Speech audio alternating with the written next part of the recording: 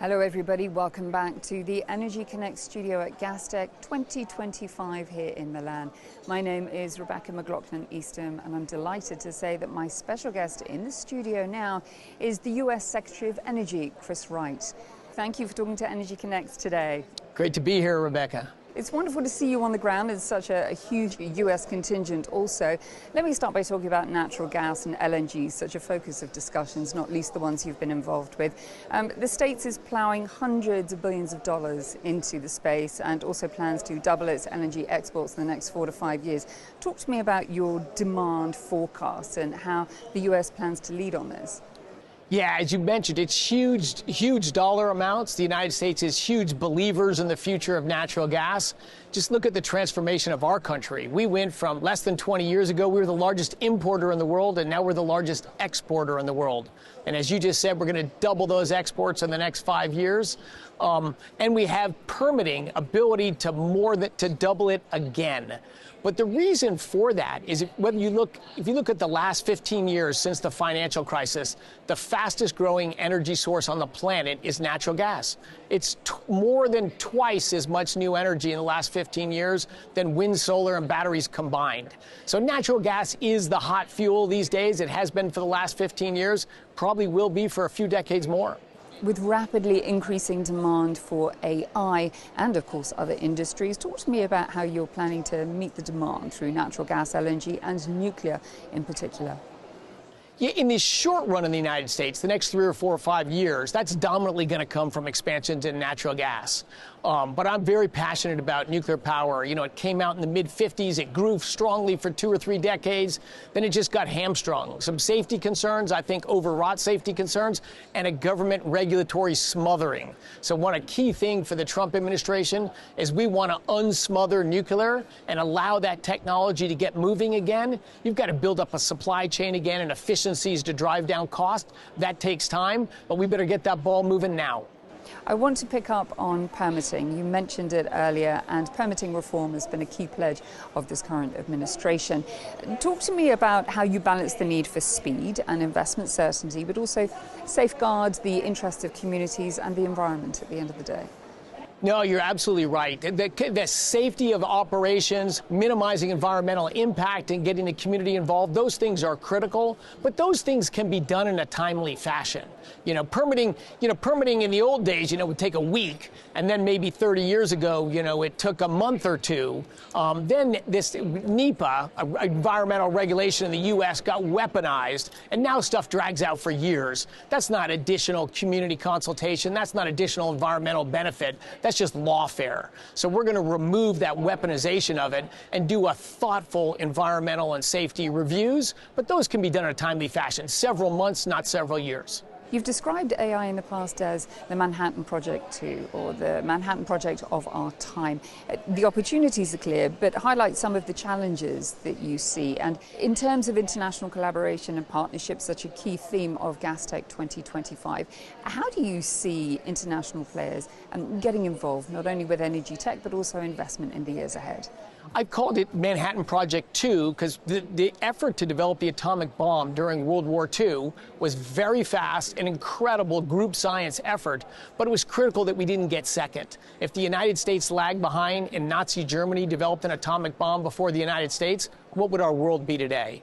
We have similar concerns with China today. It's a great trading partner and a powerful nation, but if China jumps into the lead on AI and they're the most powerful nation in the world, I worry about that world. We want to make sure the United States and our allies here in Europe and in Asia, that together we maintain a large lead in AI. And I think we can do that. The capital is there, the private businesses are there, the scientists are there. The problem is the energy. We need to be able to develop new electricity in the United States fast.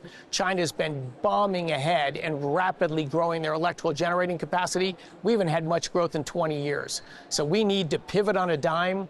We need to permit and allow people to build large things in the U.S., but that's what the Trump administration is all about, moving fast. Secretary Wright, you've called net zero by 2050 a colossal train wreck, and its targets are completely unrealistic. Yet so many nations have signed up to its goals. Talk to me about what a credible long-term emissions pathway does look like to you. It's a drive to ever more affordable, ever more reliable, and ever cleaner energy. I grew up in Denver, Colorado. When I was a kid, I couldn't see the mountains 1 out of 3 days. Here we are, 50 years later, the population's tripled, the wealth has increased massively, and the air is just giantly cleaner in Denver. So of course we want technologies that clean air, but greenhouse gases are different than pollutants.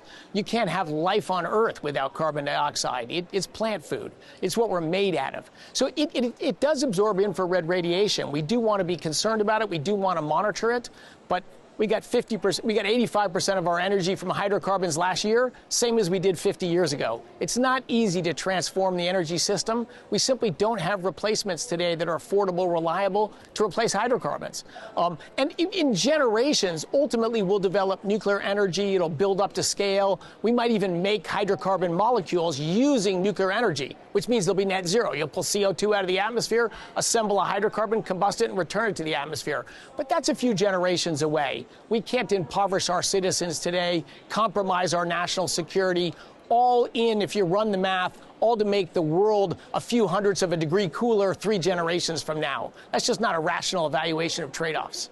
We sit here in Milan, but in Rome recently, the US and Italy signed a deal to deepen energy cooperation. Talk to me about the benefits for American producers, also European buyers. I think it's to bring trade, level the trade playing field between our countries. I want to see tons of European exports go into the United States and tons of American exports come into the European Union. That's certainly our goal. And look, Europe developed dangerous dependence on Russia. 50% of their natural gas, a large amount of their oil, a meaningful amount of their coal, all came from Russia. The United States' LNG industry ramping up is there to help fill that hole that Russian gas provided. We're an ally, not an adversary. We want to supply that energy here. We can do the same thing with oil. We can work together and export nuclear technologies here as well. So we absolutely want to grow our cooperation and energy exports from the United States into Europe, top on President Trump's agenda. Let me ask you about secondary tariffs or additional sanctions on the buyers of Russian energy in particular. Could they have the desired effect? And if not, then what other options are on the table? For tariffs and sanctions to work, we all have to work together. If the United States stops Russian exports to everywhere we control, but they still come into Europe, that's not very effective. So we need to work together, the Asian nations, the European nations, and the United States, to put as much pressure, financial pressure as we can on Putin. Look, everybody wants to end that war in Ukraine. It is a tragedy to see the rate of murder and destruction in that country. And the faster we can bring that war to an end, the better for everyone, including for the Russian people. But that's going to take pressure, and that's going to take going out on a limb. I think what's going to happen, of course, is a lot of Russian energy exports will go to China. That's fine. That's fine. Natural gas takes infrastructure to move it. They're going to build a new natural gas pipeline. That'll take them 5, 6, or 7 years. They had 4 pipelines going to Europe. So that still restricts Russia's ability to export its natural gas a lot. Some of it will go to China. A lot of it will be bottled up, and they won't be able to sell. And that's what we want. Lastly, Secretary Wright, talk to me about where you'd like to see the oil price given recent market volatility, the production increase by OPEC, and also talk of a glut in the coming months. We do want a world well supplied with oil, well supplied with natural gas, and well supplied with coal, so we don't have spikes in energy prices. Those impinge on people's lives and affordability and their opportunities in life. We're seeing a lot of OPEC spare capacity come onto the market, but in the long run, that's healthy for the oil market. There's not as much spare capacity on the sidelines. I'm bullish on economic growth going forward, and that's what drives demand for oil. We have to leave our conversation there, but thank you so much for your time, and we hope to see you again at GasTech.